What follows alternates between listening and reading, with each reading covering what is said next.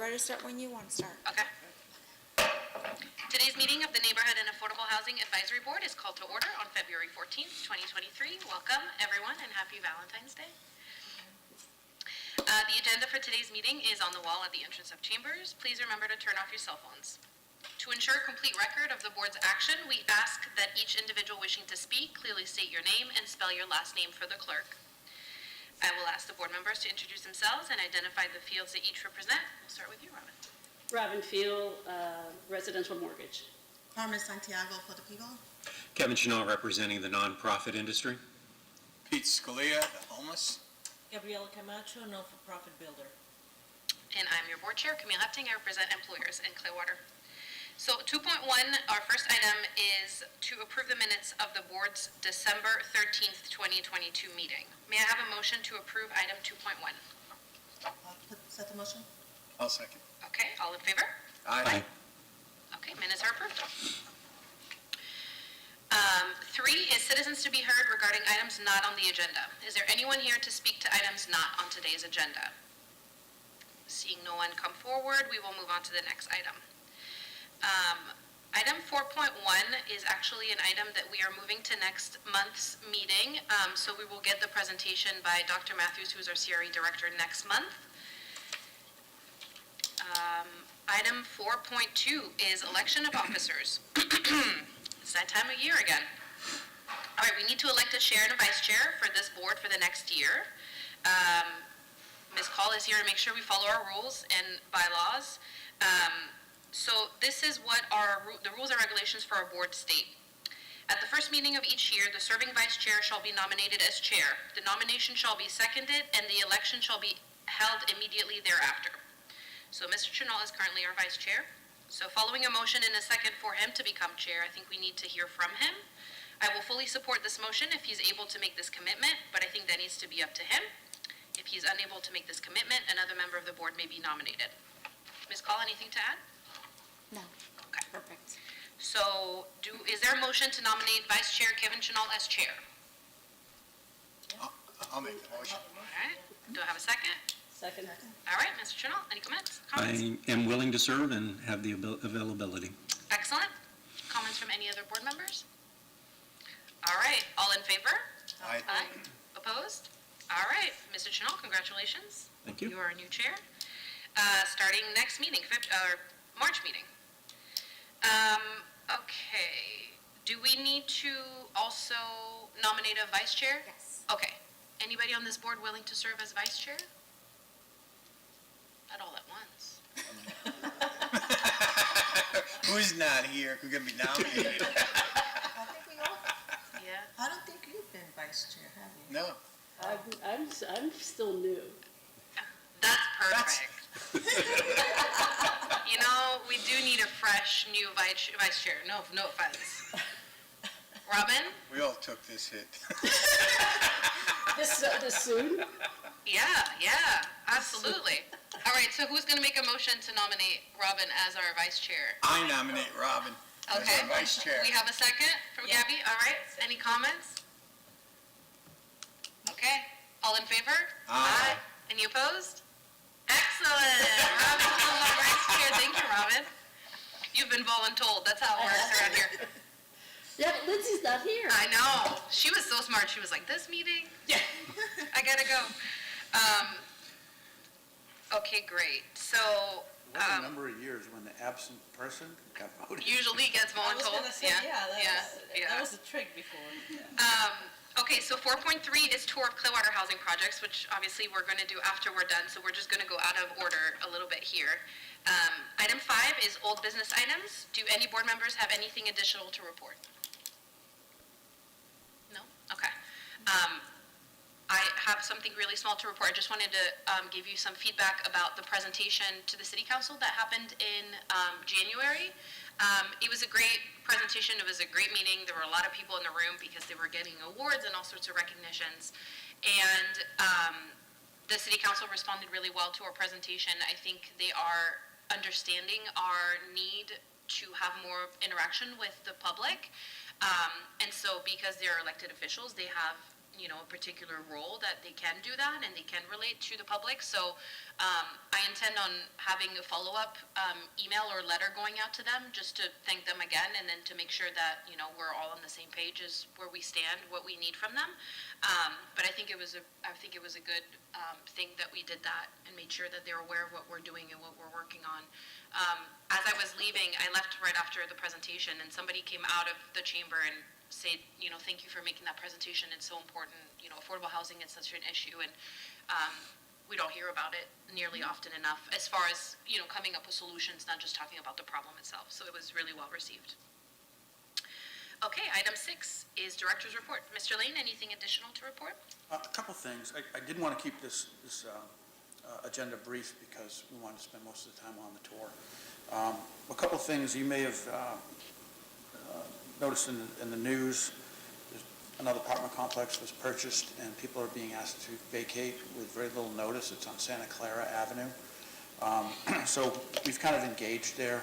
We have a partnership with the HLA, Homeless Leadership Alliance, to provide housing navigation services, so they're engaged. We have a partnership with Gulf Coast Legal Services to provide legal advice, legal services to low-income folks. So they're going to see what they can do to help these folks out. The county is engaged. The county has some funding that may be available to these folks to help them. County is also looking at whether or not any tenant rights have been violated.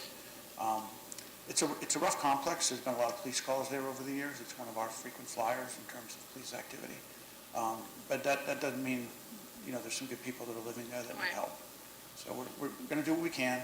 We, as you all know, as a city, don't provide services, but we have partnerships that we can take advantage of, and we can. Some of our partners can provide those services that they need. So that's where we're at with that. Some good news. The site and we'll drive by it today, on Cleveland Street, the 2.5-acre site next to the Verizon building. It's kind of down the street a little bit from Nature's Food Patch on the other side of the road. That project was approved for 9% tax credit financing. What that means is there'll be about $17-18 million provided to them in the form of tax credits. They'll sell those tax credits. They'll use that equity to build the project. It's the highest competitive project or round of financing that the Florida Housing Coalition has. And because of that, it's typically litigated. So it really comes down to a lottery pick, and they got the top pick. Typically, number 2 or number 3 will sue, saying that application is insufficient, kicking them out, and then and they can move up. Found out late last night that there's not going to be any litigation, so that project is a certainty. Wow. So that's very good news. We actually got Madison Point that way. Madison Point was second, and the developer, not the city, the developer sued, challenging the top application, and they get that project. And we'll drive by that project today as well. So that's some good news. Importantly, tomorrow begins our application cycle for our annual action plan. We'll begin accepting applications for CDBG funding. We'll take applications for housing projects as well, but we take housing projects throughout the year.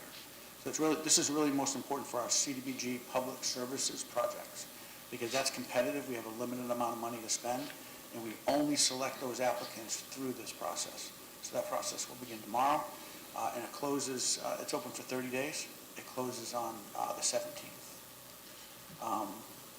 We have some ARPA funding applications that are out there now that close tomorrow.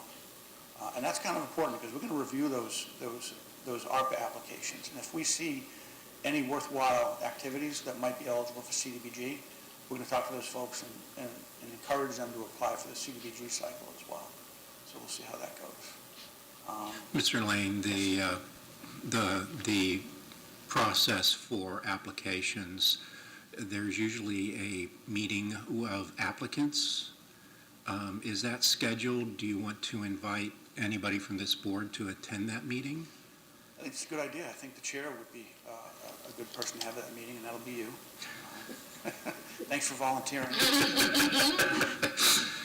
That is, off the top of my head, I don't know the date. We wait a week or so into the application cycle, so people have a chance to fumble around with our system.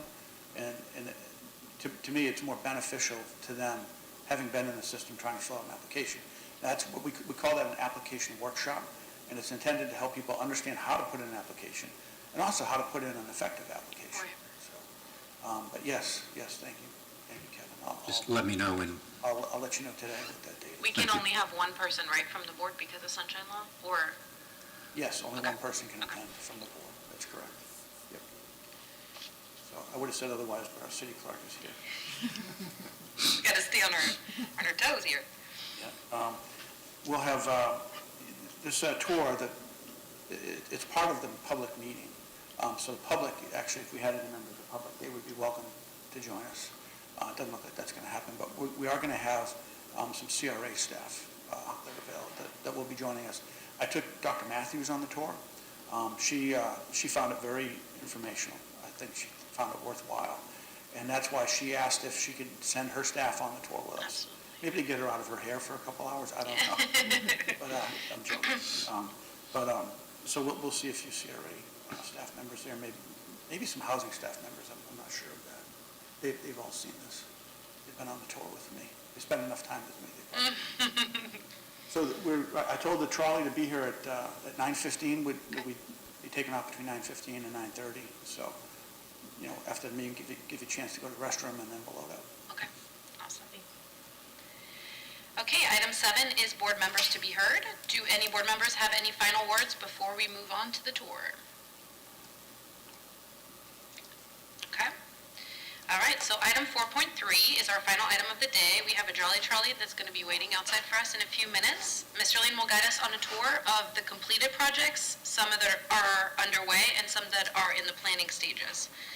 It's important that everyone knows that this tour is part of the public meeting. As Chuck mentioned, this meeting will not be officially adjourned until the tour is complete. This means members of the public are welcome to join us.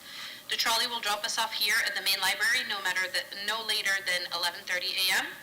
and no one will be dropped off partway through the tour. So if you join us, you're committing your time to the entire tour. All right, so we can move this meeting over to the trolley.